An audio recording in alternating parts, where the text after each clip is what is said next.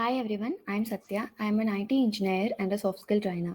As a part of today's section, I'll share with you our techniques for preparing for a Google interview. Let's take a quick look at what we are going to see today. We are going to see about the basic preparation process, hiring process at Google, resume tips, preparation for coding, as well as leadership interviews, and the summarization. In this slide, I have given an overview of 4 P's of interview preparation. Prepare. Start your preparation according to the job role you have applied for. At the same time, preparation should be based on the expectations of the company you have applied for. And the practice is not something that takes a course for hours and noting major points or syntaxes. Practice is something that you have to apply to the things which you have studied. If you are applying for a technical role, practice coding thoroughly. Present. Present is something that you have to present yourself professionally in both ways. One is knowledge and other is appearance. On the day before an interview, try solving the questions from the recent interview in front of a mirror. And the participate is something as soon as you signed up, you need a positive mindset because you may come across many rejections, but ignore them and move forward as optimistically as possible. As soon as you enter the company, be patient, don't go overboard with your expectations or judge yourself. Approach situation positively and professionally. And the next slide is about the basic approach for any company's interview. Prepare yourself for an interview by coming up with an approach that will help you succeed. As far as I know, a candidate can able to prepare for any interview in less than 6 months. To begin with, find out whether the company is product based or service based. Product based companies, there is a tendency to focus more on technical skill than aptitude. So they expect you to have technical skills. A service based company like TCS places more emphasis on aptitude as well as limited coding skill. Find out more about the company you're applying for. Once you have selected it, research the hiring process and learn what the hiring manager expects from a candidate. After you become familiar with the company, start your preparation according to that. And next slide is about the hiring process at Google. So the first step is to prepare your application. Look through a Google career site and find 3 jobs that matches your skill set and interest. Look for positions where you meet the minimum qualifications. Now it's time to prepare your resume. One thing to point out here is that Google doesn't require degrees from certain universities. Following the submission of your application, you'll experience a process in which your resume relates your experiences to the role at Google. If your resume is approved, you might hear from a recruiter. If you don't hear back from them within a few weeks, you can assume that they are working with other candidates rather than you. The recruiter usually follows up with a phone call after reaching out to you. Typically, they will talk to you and learn more about your interests, skills, experiences, and etc. And the next step is on site interview at Google. You'll go through a 45 minutes interview where you'll meet variety of Googlers and show your abilities while having time to ask questions about your interviewer, the role, and the team. Here are a few other things to know about interview. You will be presented with high quality vetted questions that are specific to the job you have applied for, and it's quite challenging. And the next slide is about the 4 attributes which are expected from the Google. So the first is general cognitive ability. This question is about how you learn and solve real world problems in real life. They are looking for people who can adapt to new situations and learn quickly. The second is role related knowledge. So it's pretty straightforward. They want to ensure you have the right experience, right background, and the right skill for the job. And the third is leadership. Instead of looking at the job titles, they will need different team members to take on leadership roles. At last, and is googliness. In order to ensure you will thrive here, they look for signs of comfort with ambiguity, a bias towards an action, and a collaborative attitude. After interviews, a recruiter will share your interview feedback and scores, resumes, references, and any work samples you have submitted with the committee. If everything is approved, your recruiter will get in touch to make an offer, and that's how they are here at Google. And the next slide is about the resume process. Um, Resume is the one which is first approach. So it's a main approach and it's a first impression. So we'll go over tips and advices to help you prepare a resume that stands out for any job or interview at Google. So we'll begin by discussing a few important basics for resume overall, and then we'll move on to each section. To begin with, make sure that the format is simple and consistent from beginning to the end in terms of design, font, sizing, and spacing. It is easy to scan and find information quickly. The safest choice is black ink, but other colors are fine if they are readable. It is preferred to use PDF format. Please include your contact information and email address at the top. You don't have to include objective statements, but if you do, make sure it is relevant to the job you have applied for. Reference are also not necessary. Keep your resume to one page for business or internship roles and no longer than 2 pages for engineering positions. Focus on including what's relevant for specific role you're applying for. In place of long paragraphs, in place of long paragraph, use bullet points and consistent formatting throughout the resume. A few more basic steps for engineering and technical candidate. Be sure to list your programming language on your resume and feel comfortable interviewing in them. Also, it's helpful if you provide a link to your GitHub profile and other interesting open source projects that shows how passionate you are about the work you do and how eager you are to learn. All resumes should have clearly delineated section. Organize them according to what a recruiter needs to know about you and your experiences. If you're a student or a recent graduate, education should always be listed first. For industrial aspect, the section can be moved lower on the page. Experience should take up the bulk of your resume. If you're technical or a engineering candidate, include personal class projects next. We then recommend include a leadership or an award section. And the next is each section. Let's discuss about the each section now.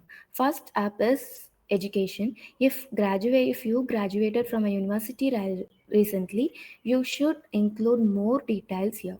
Experience is next on the list, and it can come in many different forms beyond the jobs and internships. So, if you're a student, be sure to include the impact from things like academic research, teaching or tutoring experiences, personal projects, or student group or class projects.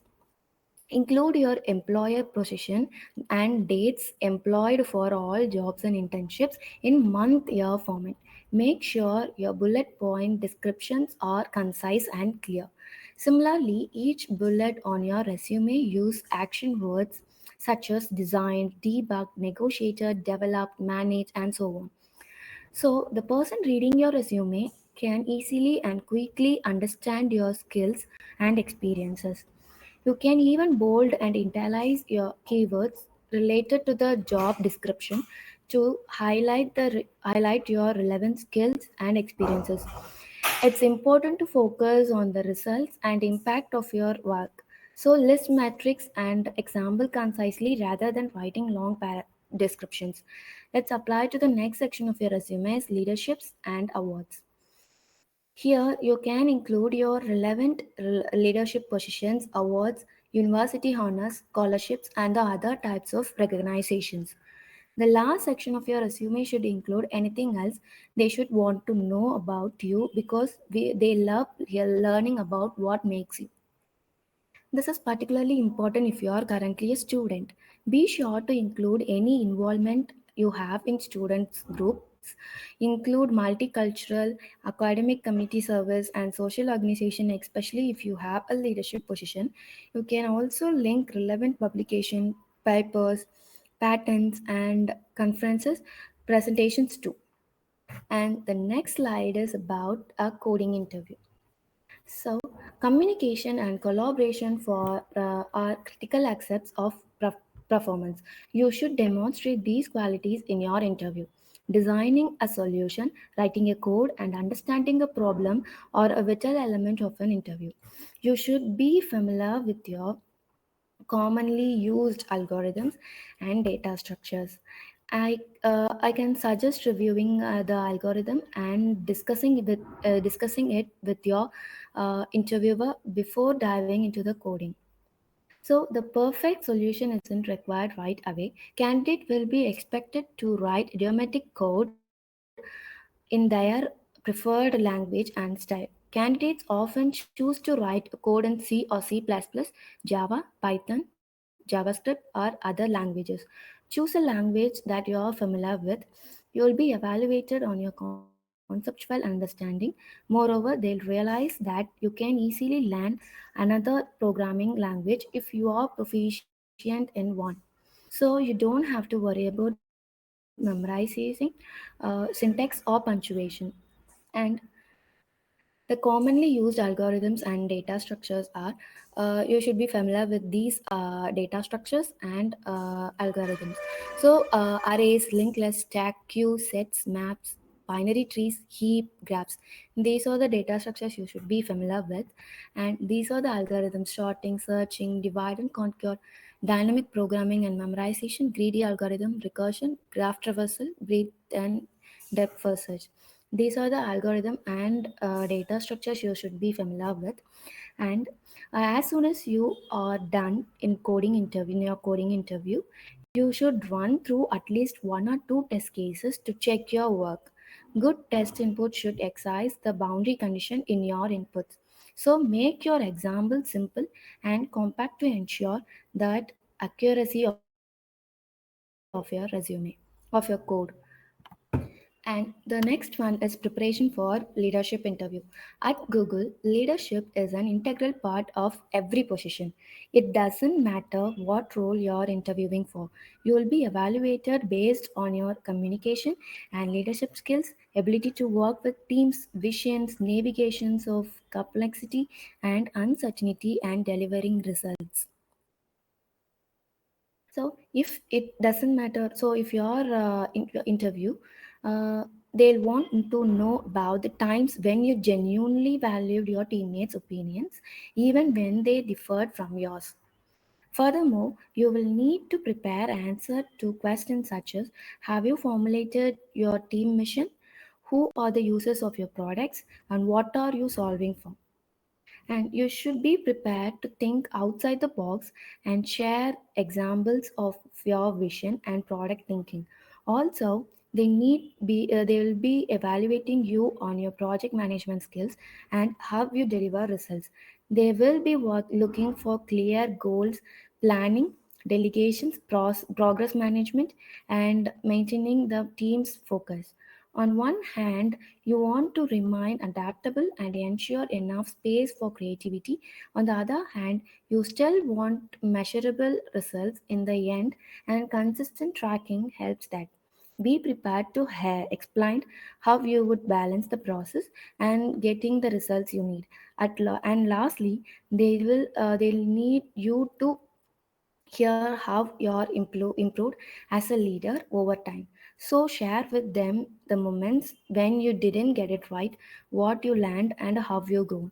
And the next is a star format answering. So they'll be asking you one behavioral question. So your answer should be in a star format: situation, task, action, result. Situation means what was the when they have given you one behavioral question. Think what was the situation, what was the task given to you, what were the actions you individually took, what were the quantitative and qualitative results. So make sure your answer is concise, brief, and concise, and it should be in a star format for behavioral questions. Let's move on to the summarization of what we have seen today. So first step is update your resume. Second step is you should have a role related knowledge and general cognitive ability, leadership skills, and your answer should be brief and concise. Show your enthusiasm for the job. Be sure what you want to say, and it's mainly you want a googliness when you're applying for Google. And the next is be thoroughly prepared. Don't go with a half-hearted or half-minded. Dress formally. Be aware of your body language. That's really important. Research the organization. Reach before time. Be polite and courteous to all, and be ready for handshake. Avoid using slangs. It may be of any interview. Avoid using slangs. So thank you so much, everyone. Thank you for your patience. Start your preparation today. It may be of any company's interview. Start your preparation. All the best for your careers. Yeah, if you want more knowledge about soft skills or communication skills, you can contact LC Academy. Also, you can get your certification by registering the link in the description. Thank you so much. All the best.